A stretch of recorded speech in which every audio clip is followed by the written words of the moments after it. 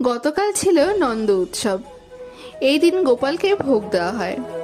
আমাদের বাড়িতেও ভোগ দেওয়া হয়, তবে এই ভোগটা কিন্তু মেজমা সম্পূর্ণ নিজের হাতে এত বছর ধরে রান্না করে এসেছে।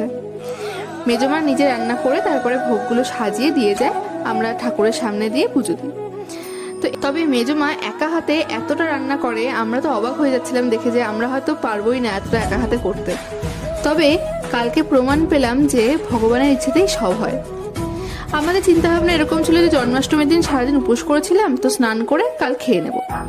কিন্তু অদ্ভুতভাবে আমাদের সকাল থেকে কিছুই খাওয়া হয়নি।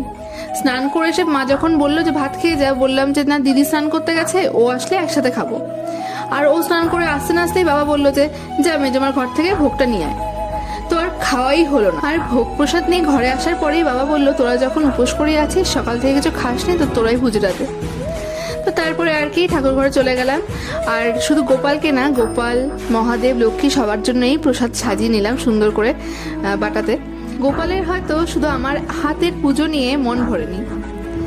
আমাদের পাড়ারই একটা দাদার ছেলে, ও ভীষণ পরিমাণে ঠাকুর ভক্ত, একদম ছোট্ট। ও কালকে অদ্ভুতভাবে আমাদের বাড়িতে আসে, আর তারপর ওকে আমি বলি তুই আরতি করবি, ও একদম একবারেই রাজি হয়ে যায় যে হ্যাঁ আমিও আরতি করব। তো তারপরে ও খুব সুন্দর করে ঠাকুরের আরতি করছিল, মনে হচ্ছিল স্বয়ং ভগবানের যেন ভগবানের পুজো করছে, এত ভালো লাগছিল দেখতে। আর ছোটদের মধ্যে তো সত্যি স্বয়ং ভগবান বিরাজ করে, তাই না?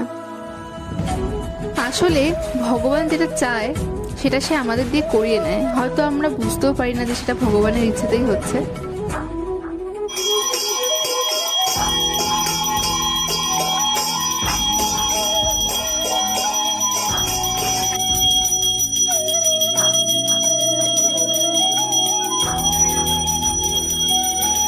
অবশেষে পুজো শেষ করে সেই প্রসাদই গ্রহণ করলাম আমরা।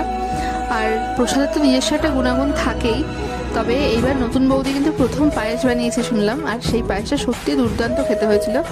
আর মেজমার হাতের বানানো ভোগ প্রসাদের স্বাদ আর কী বা বলবো, মায়ের হাতে সব কিছুই সুন্দর হয় খেতে। তো আমাদের এই নন্দ উৎসব যদি তোমাদের ভালো লেগে থাকে, তাহলে মন থেকে বলে যেও রাধে রাধে।